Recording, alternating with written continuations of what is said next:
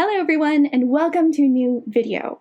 Today I'll be going through the process of making a 1630s inspired gown out of 7 yards of silk satin and a self-drafted pattern. This gown is my yearly Christmas costume, inspired by the holiday season and iconic colors that come with it.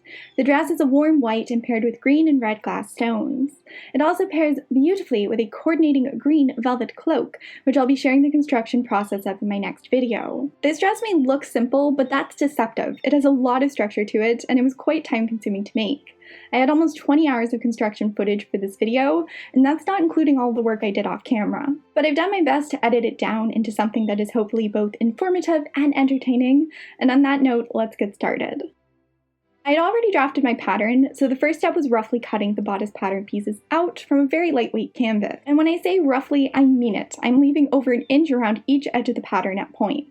This makes the next couple of steps easier, and the edges will be more precisely trimmed later on. Now I'm laying the roughly cut canvas over top of the corresponding pieces.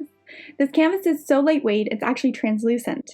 When laid over top of the pattern, I can see the markings on the pattern through the fabric. This makes it really easy to transfer the pattern markings onto the fabric, which is the next step. Using a pencil, I'm tracing the outer edge of each piece, the seam allowance, and the boning channels onto my fabric. This took a while, mainly because there are a lot of boning channels. In the 1630s, dresses were worn without structured foundation garments like bodies, stays, or corsets. Instead, the structure to provide the correct silhouette was built into bodices, either with stiffened fabrics, boning, or a combination of the two.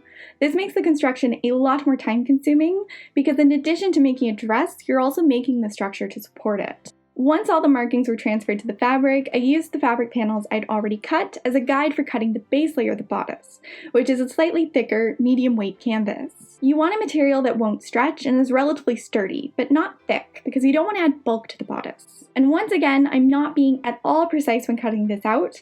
I'm just trying to keep the pieces relatively straight on the fabric's grain line and not worrying about much else. Then I'm pinning the medium-weight canvas to the lightweight canvas pieces, making sure the marked side is facing outward. And now it is time to sew the boning channels. This is pretty easy. You just follow the lines you marked. You just have to do it about 100 times. Actually, I didn't count the boning channels. There were probably less than 100 of them on this project, but there were a lot, and it felt like 100. And now I'm tempted to get the pattern out so I can count because I must know how many there actually were.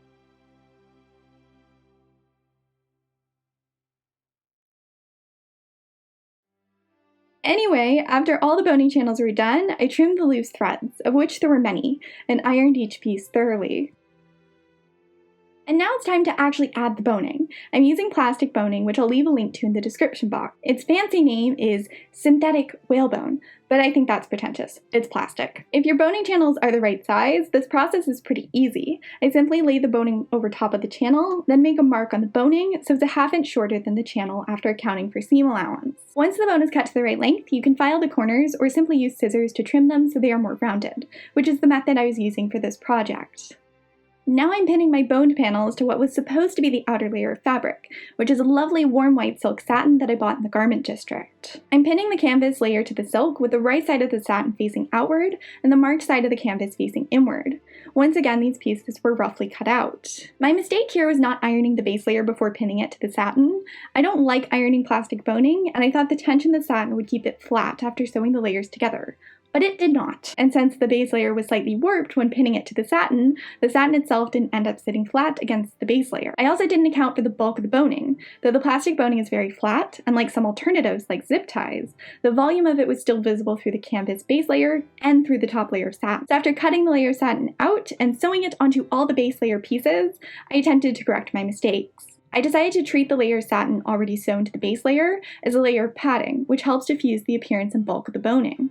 If I made this again, I would sew a layer of flannel on first, or canvas, or anything that costs less per yard than silk satin, but since the silk was already sewn on, I stuck with it. Then I repeated my last two steps. I laid all my pieces onto the silk satin with the right side of the satin facing outward and the marked side of the canvas facing inward. The layers were pinned together, then roughly cut out with some attention being paid to the placement on the fabric's grain line. Now from the back side of the pieces, I'm sewing the layers together. I'm doing this by stitching across the point where the seam allowance begins, that I marked on the pieces earlier on. This pattern consistently has 3/4 inch seams, so I'm stitching 3/4 of an inch away from the outer edge marked on each piece.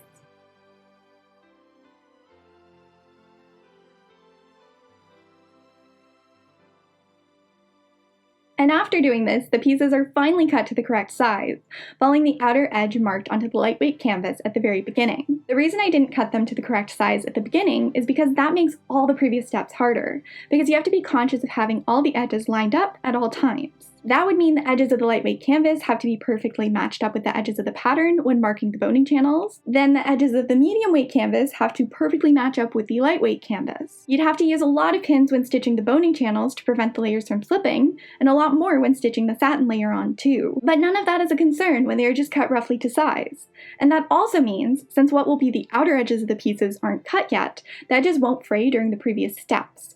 The process of adding boning to the garment can make the edges especially prone to this. So it isn't a matter of being too lazy to cut them to the right size. It's a matter of this being the superior method. Once all the edges are trimmed, I'm pulling out the pattern once again and pinning it onto a cotton fabric that will serve as lining. And this time I'm being more precise with it and actually following the edges of the pattern when cutting it out.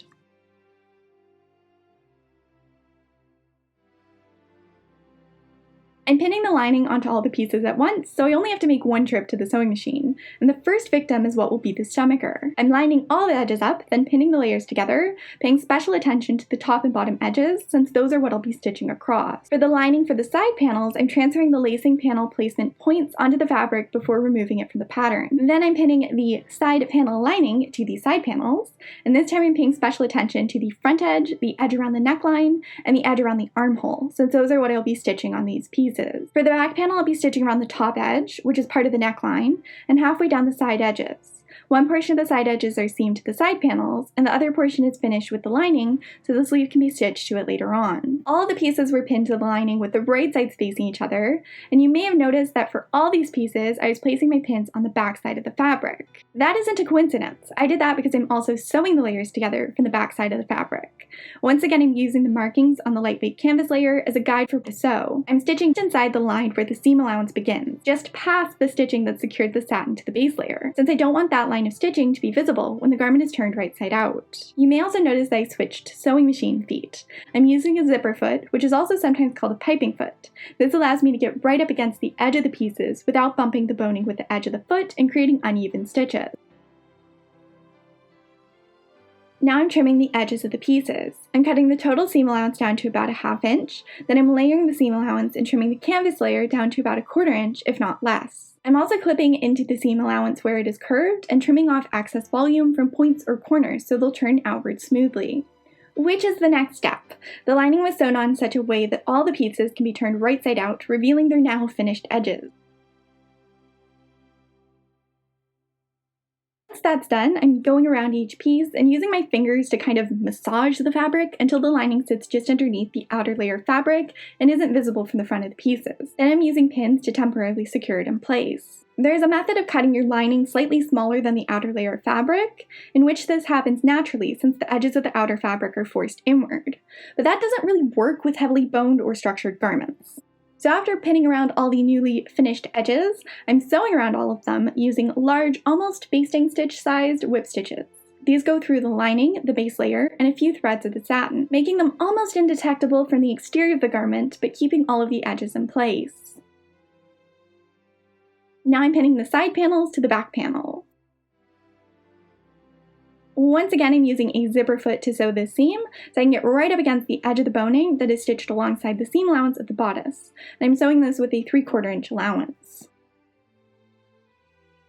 Then I'm folding back the seam allowance of the lining on the side panels and trimming the rest of the seam allowance, which is 4 layers of canvas, 4 layers of silk satin, and 1 layer of lining down to a 1/4 inch. The seam allowance from the side panel's lining is now wrapped over the bulky allowance from everything else and pinned to the lining of the back panels.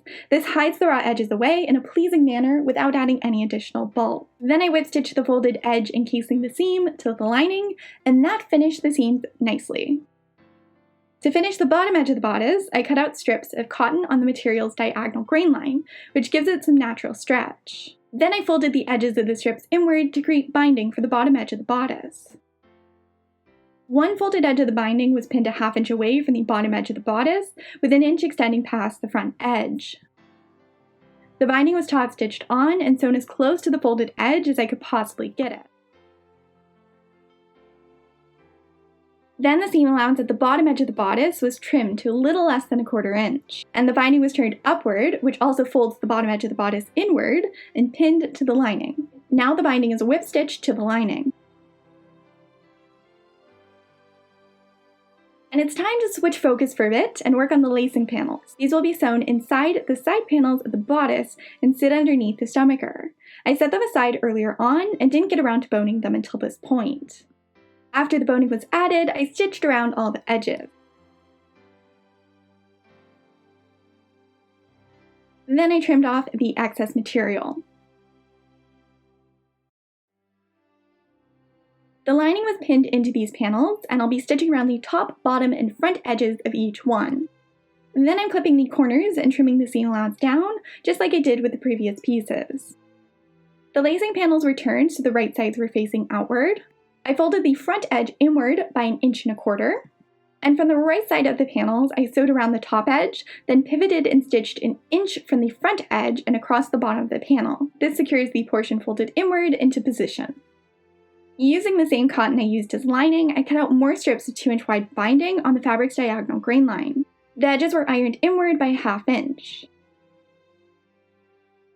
Then I unfolded one side of the binding and lined it up with the raw side edge of the stomacher. They were pinned together, and I made sure to leave 1/2 inch of binding extending beyond the top and bottom edges of the stomacher. These are wrapped over the edges. This process was repeated on both sides of the stomacher, as well as on the remaining raw edges on the lacing panels. The binding was sewn on with a 1/2 inch allowance and ironed flat. Then it was wrapped over the corresponding raw edges and pinned in place. The side of the binding was taut stitched down by machine, since these edges won't be visible on the finished garment. I marked the eyelet placement onto the lacing panels. These are positioned between the two pieces of boning which will support them. Then I used a die and a hammer to create holes at these points. I found it very odd editing this footage with the audio removed because I can so clearly hear the annoying hammering of this step even without actually being able to hear it. The lacing panels aren't visible at all when the garment is worn, so I could have used metal eyelets to finish off these panels, but I thought embroidered eyelets suited them better. I'm using 2 strands of size 8 cotton pearl for this step. I start by burying the knot of my thread between the satin and canvas layers, then I loosely whip stitch around the edges of the hole to keep the layers together. Then I go around the hole again with more whip stitches, but this time the stitches are quite tight and very close together.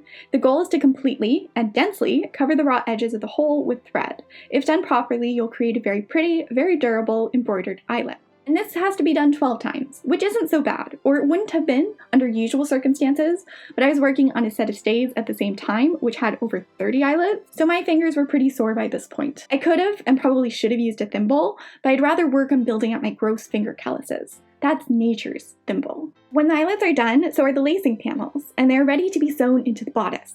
I lined their bottom edge up with the bottom edge of the bodice and lined the back edge up with the point marked on the lining earlier on. It was pinned into position, and then I could start sewing it there too. Even though the placement was marked on the lining, when stitching it on and going through the canvas layer of the bodice too, there will be quite a lot of strain on these, because remember, this bodice is basically a corset, and this is what keeps it closed. So to be extra careful, I'm whip stitching the edge of the lacing panel in one direction, then whip stitching it once again in the other direction, so my stitches form crosses. At this point I pinned the straps of the bodice together and stitched them with a 3/4 inch allowance, forming the shoulder seam. This seam is small in length, but it's mighty. It's pretty thick. There were a lot of layers of fabric in it, so I'm ironing it super thoroughly to help tramp them down. Then I clipped the seam allowance down to 1/4 inch and whip stitched the remaining allowance to the lining to prevent it from fraying in spite of the edges being left raw. There was too much bulk in the seam already without adding binding or using some other method to finish it. And that finished off the bodice, at least for now, which means it's time to switch focus to everyone's least favorite thing in existence, sleeves. You appreciate them when you wear them, and grow to hate them when you have to sew them. Visually, the sleeves ended up being my least favorite part of this project too, which probably has to do with my hatred of them motivating me to speed through the initial drafting process, thus leading me to hate the end result of them too. Sleeves are just a circle of hatred. Anyway, they were cut from 1 layer of silk satin and 1 layer of lightweight canvas. I lined the edges of the canvas and satin layers up, then pinned them together. In this case, I'll be sewing around the top and bottom edges, leaving the side edges open. After sewing the layers together, I clipped into the seam allowance at the curves, then turned the sleeves so the right sides were facing outward. Here's how it looked immediately after being turned right side out, and this is it after ironing. Ironing is important. Now I'm going along and marking the cartridge pleat placement. or faux cartridge pleats.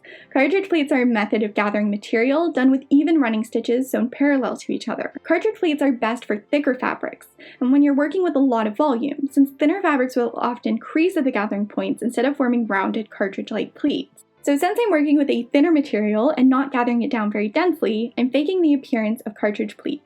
And I did this by marking points a ½ inch apart on the lining of the fabric along the edges that will be pleated. Then I'm stitching through the fabric and back up at each of these points. The tiny stitch should be visible on the front of the sleeve with the longer stitch on the interior.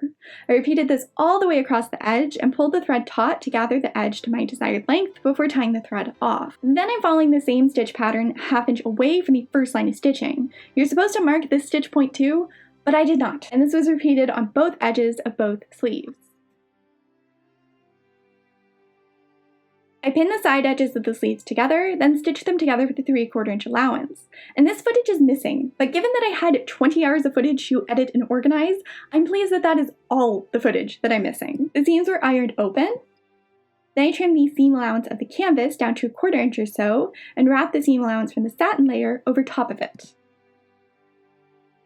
That was stitched down by hand using whip stitches. I'd love to say that finished off the sleeves, but we are far from done. The next step was making the cuff. The cuff consists of a strip of satin and a strip of lining tape cut to the same length. The short ends of these were pinned together, then stitched by machine.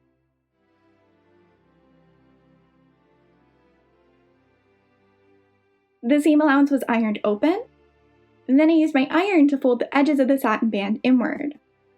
The linen tape was pinned to the satin band so it neatly covers the raw edges. I'm using the linen tape to reinforce the satin and prevent it from warping or buckling, basically as an alternative to interfacing, and it also happens to cover up the raw edges. This band will be visible on the finished garment, so the tape was whip stitched to the satin by hand.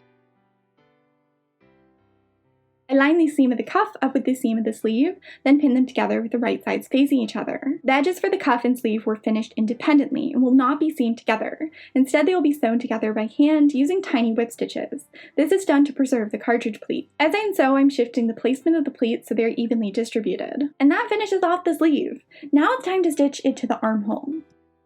Like with many historical garments, the armholes were really freaking weird, so it's very important that they are set correctly, and that the seam of the sleeve lines up with the side-back seam of the bodice. Like when sewing the cuff on, the edges of the sleeve and arm opening are independently finished, so they are sewn together with tiny whip stitches. However, the top of the sleeve had more volume than the bottom, so the pleats are denser, which means they are naturally more even and less manipulation was required. At this point, I had spent more time on the sleeves than the rest of the bodice, and I hated them. They were too short and too poofy, and they should have been more bell-shaped, and they looked like something off of a wedding gown from the 80s, and not in a good way, if it's even possible for that to be a good way. But I didn't have enough fabric to recut them, nor could I remove them without damaging the satin around the arm side of the bodice. So I tried to save them by adding an elaborate undersleeve, which can often be seen on paintings from this era. These are made from strips of silk rayon gauze. This fabric is incredibly light and reminded me of one used for Claire's wedding dress in Outlander, which is pretty much the main reason I bought it. The strips were cut out, then I took them over to my sewing machine and stitched Venice lace across the hems. This is one of the oldest trims in my stash. Well, not like oldest because I have trims for the 1800s, but certainly one that's been in my stash for the longest. Purchased for a Sakizo costume back in my cosplay days. I gathered the bottom edge of each sleeve by machine to approximately 20 inches, which is half the original length.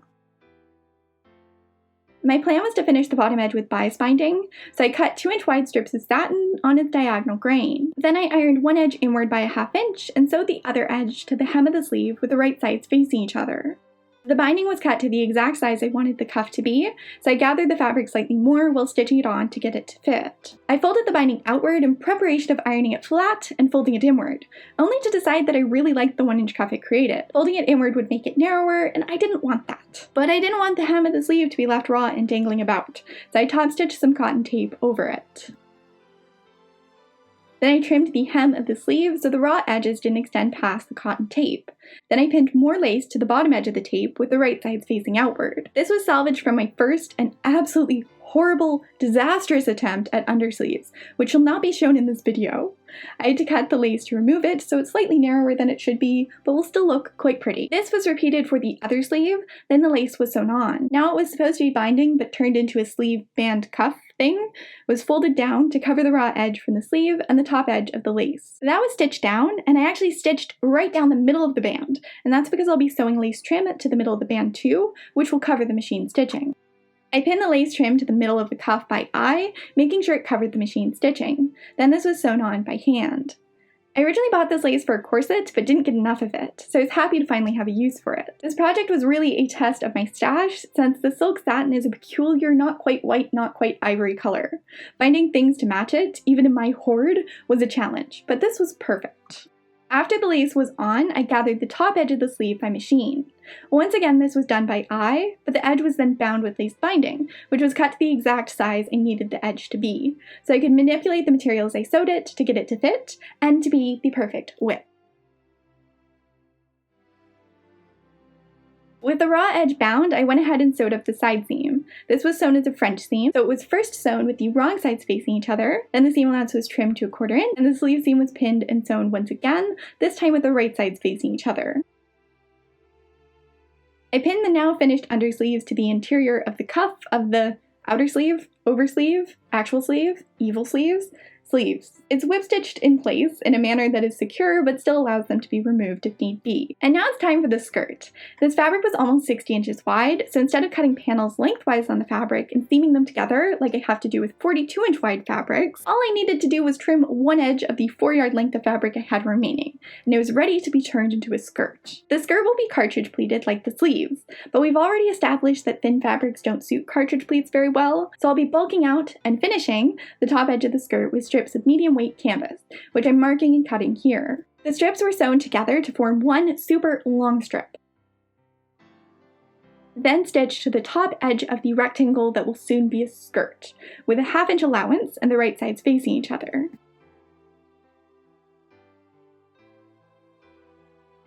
After sewing, I ironed the seam flat,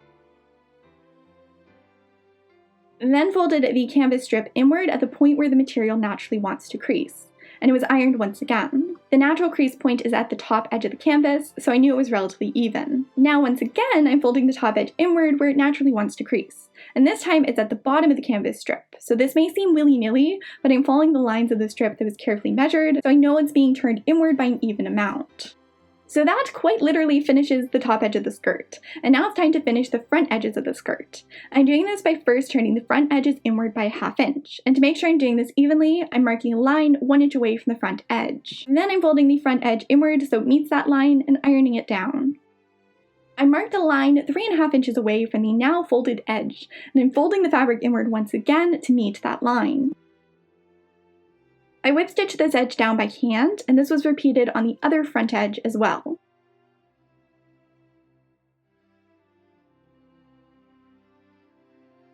Once the edge was secured, I made a mark 12 inches away from the top edge of the skirt and 1.5 inches away from the front edge. Then I continued to mark 1.5 inches away from the front edge until I reached the hem. I lined the front edges up and pinned them together, then stitched across the marked line, which is 1/4 inch away from the edge I whip stitched down a moment ago. I'm leaving the top 12 inches above the marked point open to allow me to get the skirt on and off.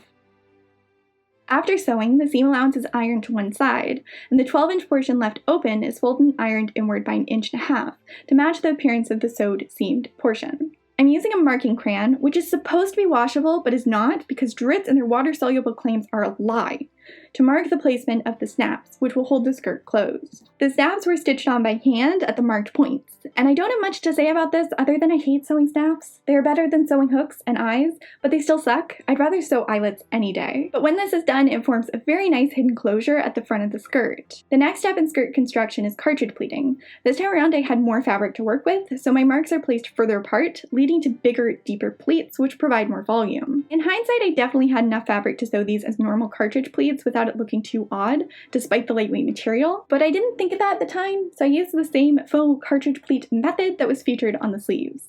Cartridge pleats really are better and more suitable for fabrics like wools or coatings or velvets or very heavy brocades or just something that has a bit more weight to it and width to it. The pleats were marked, sewn, then gathered until they matched the waist measurement of the bodice.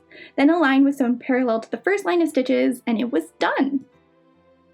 Now onto the hem. I ended up with enough fabric for a pretty wide hem, so I'm marking a line 8 inches away from the bottom edge of the skirt, all the way around it. And then I'm folding the hem of the skirt up to meet that line and pinning it in place, and this is repeated all the way around the skirt too.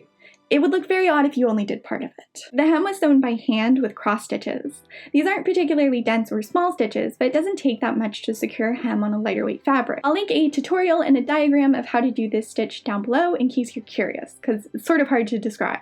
Also, you might be wondering why I didn't fold the bottom edge inward twice to neatly finish it off. I didn't do that because I wanted to avoid bulk in the hem, since this fabric is quite delicate, and when ironed, the crease of the extra layers of fabric underneath it would be visible through it. And also because the bottom edge was the fabric selvage, which is a pre-finished edge created in the factory during the weaving process, so it isn't really necessary. But it was necessary to iron the hem, which is what I'm doing here.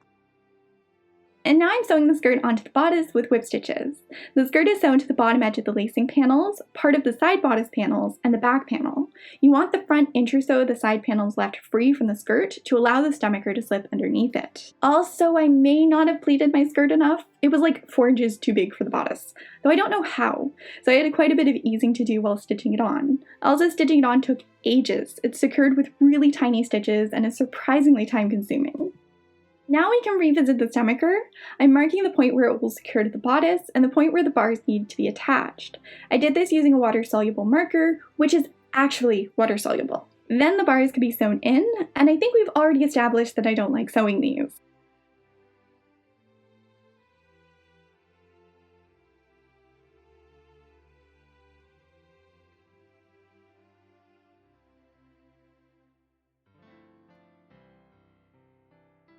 I also stitched hooks just inside the front of the side bodice panel. This is only done on one of the sides of the side bodice panels. That's confusing, but the other side will be stitched directly to the stomacher. But before doing that, I'm decorating the stomacher with 12mm glass pearls. I sewed these on in 4 bands, spaced a little over 1 inch apart.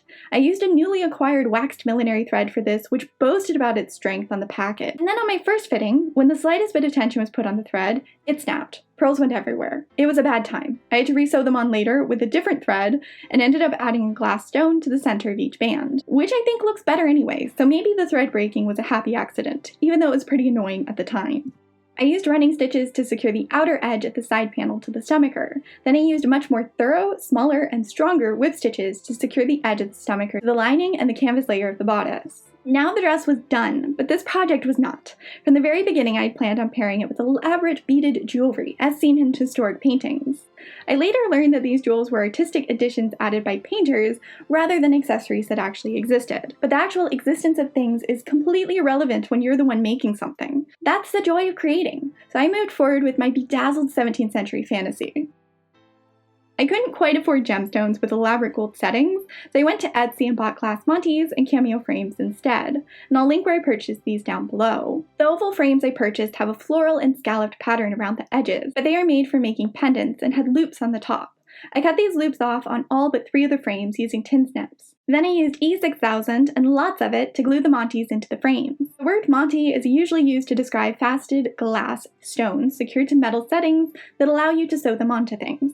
And I will be sewing some smaller monties on later, but for these guys, glue was the answer. I also bought some smaller rectangular monties and rectangular brass frames to fit them. These frames didn't have a backing, so glue had to be applied to a lip inside, which was annoying, but very much doable. I was a little concerned that one of the frames wouldn't fit the monties or wouldn't end up working out, which is why I bought 2 options. But I'm so glad that I did, because I ended up using both of them and didn't have very many of either option left in the end. After those had dried, I transferred them to a tray alongside 6mm glass pearls, 8mm glass pearls, and 10mm glass monties. These will be sewn to organza ribbon to create the appearance of beaded rope-like jewelry around the neck of the bodice and the waist. I came up with 2 different beading patterns for this project. The first begins with one of the rectangular frames. The loops on either end are secured to the ribbon. Then I jump to one edge of the ribbon, just beyond the edge of the frame. The thread is knotted once, then 2 6mm pearls are threaded onto it, and the thread is knotted on the other side of the ribbon, parallel to the first knot, and securing the pearls in place. The thread then loops over the thread between the 2 pearls and comes up just beyond them. Now one of the red monties is stitched on. There are 4 mounting points on each one, and I'm stitching through all of them. Then the next rectangular frame is placed just beyond the red monty, and the loop is secured. The thread jumps to one edge of the ribbon, is tied off, then 2 6mm pearls are threaded onto it, and the earlier steps are repeated to secure it. The pearls are sewn on after the frame, so they hide the loops on each side. These steps repeat again and again until you have a 50-inch length of ribbon fully embellished. After fitting, I determined the exact length this needed to be, and stitched the ends of the organza ribbon together to form a giant shoulder necklace, or I guess it should be called a shoulder lace. I also stitched one of the oval pendants, which still had its loop intact, to the center front of the neckline. Then I decided it needed more, so I marked a point about 12 inches away from the center front of the necklace using a pin. I tied my thread just above the pendant at the front of the necklace, then threaded 6mm pearls onto the thread until I had a 10-inch long strand. This was tied off to the point I marked earlier. I used a ruler to measure the first side, and then counted out the quantity of pearls used and used that exact number for the other side, so I knew they would be symmetrical. That finished off the jeweled piece for my shoulders, but I want something for the waist of the dress too. For this pattern I used the oval frames. One is stitched onto the organza ribbon, then the thread jumps to one edge of the ribbon and is knotted. 2 8mm pearls are threaded onto it. Then the thread is knotted at the other side of the ribbon, and the pearls are secured with another stitch through the thread between them.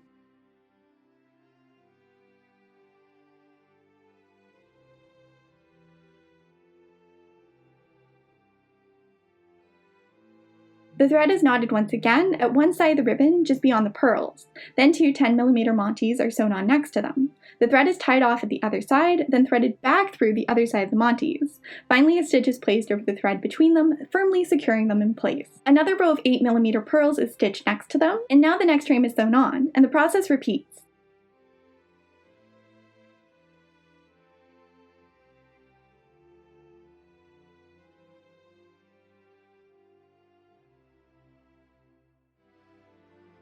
This time I stitched 29 inches worth, then folded the organza ribbon under itself to finish the ends. A snap was sewn to the ends with another pendant at the center front, positioned to cover it. That finishes off the beaded belt, which finishes off this costume. The ensemble was paired with a chemisette, which will make an appearance in a future vlog, a headpiece, which I'll have a Patreon exclusive video about up next week, and a necklace made using the same beading method shown earlier in this video. Oh, and a massive velvet cloak, but that will get its own video, so keep an eye out tomorrow. Overall, I'm very happy with this project. I think the fabric is gorgeous, and the sheen it has when the sun hits it is subtle but kind of magical. Though it looks simple, the structural aspects give it a lot of character, and I think the lace and jewel details give it just enough interest. I'm so glad I could recreate something from one of my favorite eras of fashion and of art. It's been too long since I visited the 17th century, and I've missed it. And as always, I'm glad to carry on the Christmas costume tradition that I've had for half a decade now. If you'd like to see more photos of this ensemble or my previous Christmas projects, I'll link them down below along with anything mentioned in this video. And if you enjoyed this video, giving it a like and a comment really helps me out. If you'd like to see more videos like this one, along with other less organized content that I come up with, then you should subscribe. Thanks so much for watching, and as always, thanks to my patrons for making projects and videos like this one possible. I appreciate all of your support so much, and I will talk to all of you very soon.